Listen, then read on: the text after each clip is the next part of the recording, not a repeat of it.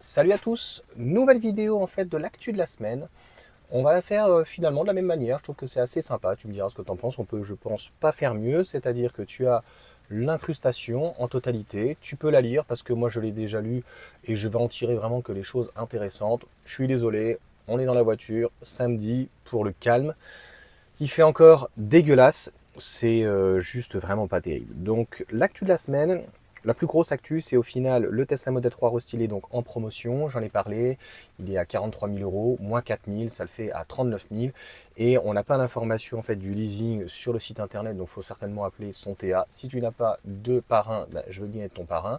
Si tu es dans le coin de l'Île-de-France, eh bien on peut faire la livraison ensemble. Et là, c'est ma femme qui va me tuer, mais je crois que non, vers Montpellier, il n'y a pas, c'est soit Toulon ou Toulouse. Toulon, c'est peut-être pas très loin, ça serait sympa à faire pendant le mois d'avril. Mais sinon, voilà, je retournerai peut-être à Rennes, mais c'est assez compliqué. Donc voilà pour les informations, je te laisserai lire ce qu'ils expliquent, donc c'est ce que je viens de te résumer très très rapidement, et 300 euros le modèle Y, avec beaucoup de conditions, 10 000 euros d'apport, donc si tu n'as 4 000 de bonus, il faudra rajouter 6 000, donc c'est 10 150 je crois, avec un taux de virgule, 2 virgules et des bananes, 10 000 km en blanc, donc si c'est une noire, dans ces cas-là, 6 300 euros en plus, si c'est bien entendu une autre couleur, le Cherry Red Haute à 2 800 euros, 2 600, ça sera beaucoup plus cher, soit en apport, soit au niveau de la mensualité. Renault 5 électrique, quelle gamme et quel prix? Ben oui, même je pense automobile propre, donc s'inquiète vraiment du prix, parce que vraiment, Renault, moi je ne fais que reléguer, hein. Renault nous a annoncé un prix de départ de 25 000. Le style, contrairement à Peugeot, il est très joli, le style de Renault actuellement. Mais encore une fois, ce n'est pas la Renault qui va R5 démocratiser la voiture électrique. Une version évolution sous la techno est déjà annoncée. Un modèle encore en dessous pourrait aussi venir pour le prix plancher. Bon, c'est pour le futur leasing social, j'en ai déjà parlé hier. Évolution, roue 18 pouces avec enjoliveur, écran tactile. Ben ça, c'est le problème en fait de la voiture électrique faite par, c'est horrible à dire, des amateurs. On reviendra peut-être un jour là-dessus où je suis un petit peu en colère et j'aime beaucoup en fait pour le coup Laurent Schmitt qui a été très très clair, c'est que non, les NMC, que ce soit LFP de toute façon, que ce soit Peugeot et surtout Renault intègrent très très mal les batteries et donc ils sont obligés de faire des roues surdimensionnées et donc là où une Clio était en 16 pouces, on est obligé de faire du 18 aussi grand qu'une Model 3. Enfin, pour moi, clairement, c'est du n'importe quoi. Donc on a une évolution qui est en 18 pouces avec un écran tactile, connexion Apple CarPlay, Android Auto, sans fil, accès démarrage main libre quand même, option optique LED avec feu de route automatique, donc elle aurait l'optique LED. Donc voilà, la techno, c'est une évolution, plus les jantes 18 pouces, instrumentation 10 pouces, donc plutôt quand même pas si mesquine que ça sur le style, hein. Vraiment le style, il n'y a rien à dire. Iconic 5, techno, plus peinture biton, volant et siège avant chauffant, parking Mali, voilà. Bon, pour avoir les sièges et les volants chauffants, va falloir mettre 35 000. Bon, merci le bonus. Des fois on dit merci papa, merci maman, merci le bonus. Donc voilà, je te laisserai lire. Donc au lancement, nanana, j'en ai parlé déjà assez suffisamment sur les couleurs, surtout les roues 18 pouces. Je pense que c'est une ânerie, mais techniquement, ils n'avaient pas le choix et ils vont pas te le dire. C'est un aveu en fait de faiblesse qu'ils ne maîtrisent pas à 100% la voiture électrique.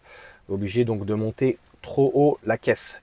Nouvelle MG3 citadine hybride à prix cassé. Moi, je suis pas là en tout cas pour faire entre guillemets de la politique internationale, de dire qui va gagner en tout cas, mais de donner mon avis. Et forcé de constater qu'à 20 000 euros, eh bien, le rapport qualité-prix est bien meilleur que la Renault Clio. Hop, petit bug sur le Wi-Fi. Alors, le nouveau Scénic électrique et la voiture de l'année 2024. Vous n'êtes pas trop pour là-dessus. Il y a des manques, oui. Moi, je trouve que le rapport qualité-prix est intéressant. Est-ce que je l'achèterai moi personnellement? Non, parce que le modèle Y finalement pour quelques milliers d'euros fait mieux. Par contre, c'est vrai que ceux qui sont en Ile-de-France vont se poser la question parce qu'en iconique, mettons à 47 ou 48 et encore en Ile-de-France, si tu dépasses les 47 000, c'est compris avec les options, tu n'auras pas donc le bonus en plus. Donc tu peux avoir des fois 4000 et 4500, ça fait 8500 euros. Donc ça peut être intéressant. Mais 8500 sur 40 000, ça te la fait aux alentours des 30 000. Mais ça, pareil, je l'ai déjà dit. Mercedes, donc là c'était Mercedes, normalement tout était bon, mais Mercedes retarde son passage au tout électrique. Bien oui, il y a la nouvelle entre guillemets plateforme CLA qui va arriver, mais Mercedes est à la ramasse. Voilà. Et ils n'ont pas l'habitude d'être bousculés comme ça. Donc ils sont bousculés un petit peu par les Américains, par Tesla, et ils sont bousculés par les Chinois. C'est un petit peu déroutant quand même pour eux. Et BMW, pareil, donc ils sont obligés d'avoir des prix agressifs. Eux qui ont eu l'habitude pendant 20 ou 30 ans de vendre des fois leur merguez à des prix d'or. Et il n'y avait pas de concurrence, ni en performance, ni en termes de style ou termes de classe. Le modèle 3, quand même, restyling est quand même très très très joli. Et avec des avantages et des inconvénients par rapport à une i4. Mais en termes de comportement routier, franchement, Tesla, c'est assez dur de faire mieux. Peut-être Porsche, mais c'est pas le même prix. Fiat donne un avant-goût donc de la future Panda électrique à petit prix. Bon, ils l'ont déjà fait. De toute façon, tu vois bien que le style, ça va reprendre un peu le style de la IC3. Je ne sais pas si ça va être le châssis indien. Logiquement, et je dirais que voilà, ça semble logique. Voilà, ça sera un petit peu à la mode, hein, ce type un petit peu de SUV. 320 km d'autonomie, donc oui, ça va être la même chose. Donc, ils n'ont pas le choix de faire, entre guillemets, un véhicule un peu typé SUV. Donc, 1,57 m de hauteur quand même pour une citadine, notamment pour la Citroën. Donc, moi, je l'attends en tournant sur les suspensions et au-delà du confort, du comportement routier. Et c'est un aveu de faiblesse, encore une fois, parce qu'une Model 3, elle est au ras du sol et pourtant elle a des batteries LFP. Preuve que Tesla, en fait, maîtrise la voiture électrique, en tout cas de A à Z. Je suis un peu dégoûté, j'avais rafraîchi toutes les pages, elles étaient bonnes, elles se sont auto-rafraîchies les vilaines. Recharge rapide, la promesse incroyable de Huawei. Donc Huawei, ça reste les Chinois, mais ils sont très très positifs. Un peu trop, même sur leurs normes à eux, je ne sais plus comment ça s'appelle, ça y est, LC machin, là, donc par rapport aux normes WLTP, kilométrage, etc. Mais on nous annoncerait 600 kW.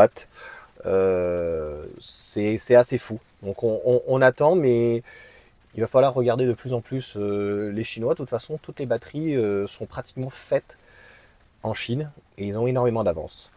Vente de voitures électriques, la Peugeot i208, loin devant en février. Elle a cartonné, c'est une vraie Renault, contrairement au 3008. Je reviendrai très certainement dessus parce que Laurent Schmitt m'a vraiment inspiré et je partage complètement en fait ces données. La i208, c'est une vraie Peugeot, avec en plus un intérieur d'iCockpit. Ça, on n'avait jamais vu quand même que le 3008, donc lorsque le iCockpit, même le premier 3008 est arrivé, qui était vraiment magnifique, qui avait comme une instrumentation en fait d'avion, soit transposé, tout ou partie, en tout cas une partie, à une 208. Donc, mis à part qu'elle est un petit peu petite et que le coffre est pas très grand et qu'à l'intérieur, ce n'est pas une vraie voiture électrique, pas avec un plancher plat, etc. Donc, mais elle reprend des codes, je trouve que elle est intéressante, donc rapport qualité-prix, un peu cher, mais en leasing social, c'est sûr que c'était imbattable. Donc c'est pour ça qu'en 2025, ça va être reconduit ce système-là. Donc je te laisserai lire, mais c'est tout à fait normal. Et puis c'est le retour des citadines. Le modèle Y, c'était certain qu'une fois avoir fait le buzz, il ne va pas rester numéro 1. On avait numéro 1 Dacia, de Spring, pardon, avec l'autre côté le modèle Y. L'Italie vaudrait une usine pour BYD, donc pour mettre fin au monopole de Stellantis. BYD peut-être donc en Italie, et on parle d'MG peut-être en Espagne, je ne sais plus qui m'a écrit cette information. Donc il me semblait qu'ils allaient en Hongrie. Bon, de toute manière, une fois qu'ils se seront installés, mûrement réfléchis, installés en Europe, ça sera fini. Ça va être en tout cas très très très dur pour les constructeurs européens. D'ailleurs, futur Renault 4L, une version 4x4 pour le petit SUV. Déjà que la R5 va être hors de prix. On va avoir un véhicule très stylé, mais on est très loin de l'époque quand même des 4L. C'est vrai que là, je vais commencer à rejoindre les personnes qui me disent « Ouais, mais bon, la R5, c'était pas ce prix-là. » Alors j'ai dit « Ne faites pas de conversion, mais à un moment donné, c'est combien de salaire? C'est ça qui est important. Combien fallait de salaire par mois? Combien de mois de salaire pour avoir une R5 ou une 4L? Mettez-moi en commentaire. J'ai eu aussi un commentaire, j'ai oublié le pseudo qui m'a dit, je crois que c'était Jérôme qui m'a dit, non mais attends, la Super 5, elle était aux alentours des 70 chevaux déjà pour l'époque. Donc 95 chevaux pour une électrique, c'est ridicule, c'est mesquin le terme. Ça ne coûte rien le moteur qui sont en 95-120, ils l'ont bridé. D'ailleurs, je n'y connais pas assez dans le moteur électrique. Qu'est-ce qui a fait qu'on passe déjà de 150 à 120 et qu'est-ce qu'on fait, comment ça se passe qu'on passe de 120 à 95? Aujourd'hui, par exemple, c'est le turbo. Donc en fait, c'est la compression du turbo, la pression en fait, voilà, du turbo qu'on va envoyer en fait l'air dans le moteur. Euh, Avant c'était la cylindrée, donc là qu'est-ce qui fait que voilà, il y a un réducteur quelque part parce que finalement c'est le même moteur. Si tu le sais, tu me le mets en commentaire, ça sera un véritable plaisir de te lire. Donc 4 roues motrices avec un style comme ça et tutti quanti, je pense que ça va être vraiment très cher. Donc Renault, c'est comme Peugeot, c'est très tendance, c'est très in, mais à quel prix? Donc ça va laisser beaucoup de personnes sur le carreau pour dire si on est à même 30 000 euros, sachant que on va dire tu gagnes 1500 euros par mois, eh bien il te faudra 20 mois. Donc il te faut 2 ans de salaire pour acheter ce type de voiture. Peugeot met en place une garantie de 8 ans sur toutes ces voitures électriques. J'en avais déjà parlé. Eh bien, ils s'inspirent, je pense, d'MG sur leur garantie de 7 ans. Ils se sont rendus compte que c'était intéressant d'élargir en fait la garantie sur 8 ans au lieu de 2, au lieu de 3, au lieu de 4. Parce que, en plus, comme ils font tous les 2 ans, mais 25 000 km, notamment pour le 3008, ça va permettre de fidéliser les clients et donc de te mettre une cartouche très concrètement. Et c'est pour ça que j'adore, non pas mais c'est pour ça que j'adore Tesla, parce qu'il n'y a pas d'hypocrisie. Il pourrait aussi faire payer, mais il faut le justifier. Et c'est ce qui ne permettrait pas non plus de faire passer tout le monde en fait à l'électrique parce qu'il n'y a pas de compréhension, il n'y a pas d'essayer de faire comprendre la différence, les grosses différences entre une voiture thermique et une voiture électrique, que ce soit au niveau des vendeurs, au niveau de tout, au niveau des pédagogies. Nouvelle Citroën IC3, 5 raisons de craquer pour la voiture, la citadine au chevron, j'en ai déjà parlé, ça sera une copie très certainement donc de la Panda, un design unique, moi je dis quand même sympa, un confort inégalable. On attend de voir donc sur la route une citadine plus équipée que jamais, elle est c'est vrai plutôt bien équipée, de base elle est propre. Franchement, c'est tout ce qu'on attend en fait de Stellantis, c'est un positionnement de chaque marque pour éviter en fait qu'ils se bouffent parce que tu regardes un 2008, un Jeep Avenger et puis le Mocha, etc. Ils sont pratiquement tous dans les mêmes prix. Donc ils font comme ils veulent pour les structures ou quoi que ce soit, mais à un moment donné, il va falloir quand même les différencier. Un tarif ultra accessible, moi j'irai pas de là jusqu'à ultra accessible, tu vois, c'est là où Automobile Propre est toujours dans l'excès, ils sont un peu déconnectés. On parle d'un véhicule qui est entre 23 et 27 000 euros, mais on va dire que le prix, je l'ai mis, il est imbattable. Le rapport qualité-prix, qui fait mieux? On est pratiquement au prix d'un Dacia Spring, qui n'a plus de bonus. Avec un bonus de moins 7 000, tu pourras l'avoir le modèle haut de gamme à 20 000 euros. Donc c'est plutôt très bien. Mais je trouve qu'au niveau des pros électriques, il y a un petit peu trop d'enthousiasme. Je tiens à rappeler qu'une Sandero aujourd'hui, c'est encore aux alentours des 11, 12, 13, 14 000 euros. Donc là, oui, on peut dire ultra compétitif. Là, on ne peut pas dire que ça soit... c'est pas l'affaire du siècle, hein, à un moment donné. Avec les aides, c'est vrai que ça sera encore une fois intéressant ou des reprises. La dernière information, MG est prêt à s'attaquer à la R5 avec une citadine électrique pas chère. Alors ils ont énormément de retard, mais mis à part la IC3 qui propose finalement 23 000, si tu as 23 000 moins 7, on sera à 16 000 euros. Entre 16 000 et aujourd'hui on est revenu à 25 000 euros, donc parce qu'il y a 30 000 euros la MG4 moins 5 avec une remise. Il y a des remises un petit peu de partout actuellement. On reviendra sur la Cupra, je vais te donner juste la petite info à la fin et tu me diras si ça t'intéresse. Donc la MG4 est à 25 000, 16 000, il y a quand même un delta très important, mais sur une R5, le delta va pas être si important que ça.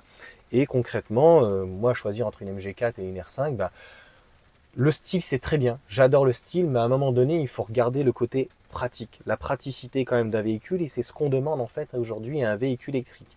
Surtout que la faiblesse de Renault, c'est que derrière il n'y a pas Dacia qui propose un véhicule plus attractif, mis à part à la Spring, donc pour pallier à ce prix quand même important de la R5. Donc voilà pour toutes ces informations. Et il y a la Cupra Born, pour quelqu'un qui a un bonus de 7000 euros. Peut-être que je pourrais te l'intégrer, mais j'ai déjà 2 intégrations, ça fait beaucoup. Eh bien, on arrive à l'avoir à 26 000 ou 28 000, je crois que j'avais vu 26 000, donc Maxime qui m'a envoyé ça hier soir. Et c'est quand même complètement dingue. Ils font donc sur Auto Discount, moins 6 000 dessus à 40 000, donc moins 6, moins 7, 13 000, entre 26 et 28, peut-être en fonction de la couleur. Alors, il y a des informations assez inquiétantes où ils te disent qu'ils ne savent pas la livraison, ils ne savent pas les options qu'il y aura dedans, etc. Ils ne savent pas. Quelques informations dessus. Mais quand même, on est à moins de 30 000, 26 000 euros. Entre la Mégane et ça que j'aurais pu avoir ou quoi que ce soit, c'est encore une fois, on nous prend pour des cons parce que un mandataire sans pendant les soldes, donc il ne vend pas à perte, il a récupéré des stocks certainement logiquement d'Europe. Le véhicule ne doit pas venir de Chine, il est construit normalement en Allemagne pour le peu que je sache, comme l'ID3. Donc, il va y avoir encore de belles opportunités cette année, peut-être encore plus l'année prochaine. Et tout ce bonus devient vraiment néfaste parce que, en fait, il empêche la libre concurrence d'un marché soi-disant hypocrite européen libre, mais finalement, il n'est pas si libre que ça. C'est ça qui m'énerve, c'est que, en fait, on ne voit pas, on n'a pas une bonne visibilité. On en parlait d'ailleurs avec Eddy, donc hier. Je vais faire une petite vidéo donc avec sa R8 V10, je pense, ou à moins qu'il vienne en AMG GT, etc. Il pleut, on verra peut-être demain ou la semaine prochaine avec lui. Et il me disait, il y en a entre guillemets moi j'appelle ça des pay to win, des gens donc sur Instagram ou YouTube ou quoi, ils achètent des vues, ce qui n'est pas mon cas, mais ça fait rager quand on voit que j'ai fait 17 millions en fait sur un short et que ça a ramené énormément d'abonnés. Moi, je m'en fous, je vais pas commencer à qualifier un abonné. Je vais pas commencer à me dire, oh, tel abonné c'est ci, tel abonné c'est ça, il vient de tel endroit, un abonné c'est un abonné. Donc, concrètement, voilà. Et en fait, quand tu payes ce genre de choses, en fait, euh, tu aides de cette manière que tu subventionnes, en fait, ça fausse les statistiques, ça fausse les prix, ça fausse le bot, le robot, le machin et tout. Donc c'est aussi pour ça voilà, que je suis finalement favorable à ce qu'on arrête tout et que le leasing social l'année prochaine en tout cas soit un petit peu moins généreux quand même parce que ça commence en fait à faire beaucoup à tous les niveaux. Voilà pour cette vidéo donc de l'actu, normalement c'est la numéro 7. Je vous souhaite une bonne journée. Tu vois quand même 17 minutes parce qu'il y aura eu de l'actu et j'aurais traité aussi un petit peu des petites informations d'analyse. Mais il fallait quand même revenir donc sur certains points. Et ce point-là, et là je ne radoterai jamais assez en disant c'est vraiment la meilleure année. Il y a de très belles opportunités. Peut-être qu'il y en aura d'autres l'année prochaine. Peut-être qu'il y aura encore le bonus. En Ile-de-France, je pense que ça va continuer parce qu'il ne marche pas. Parce qu'en fait, il faut faire la demande après. En tout cas, tu te fais rembourser après. Donc tu fais la demande peut-être pendant, avant ou quoi, mais tu n'es pas sûr d'être remboursé. Donc c'est quelque chose en fait qui marche pas. Les gens ils veulent pas payer avant et même moi le premier, attendre 5000 euros et que tu n'es pas sûr. Déjà les constructeurs ne te livrent pas la voiture en leasing tant qu'ils n'ont pas eu la somme, et c'est tout à fait normal. Donc il va falloir qu'ils revoient les systèmes. Moi je pense qu'il faut attendre l'année prochaine. Et quand je vois le parc automobile en France, en Ile-de-France, ailleurs, quand je vais partout vraiment dans toute la France, ben, c'est vrai que c'est assez inquiétant. Encore une fois, pour les JO, on va passer pour des glands. Sur ce, bon week-end à tous.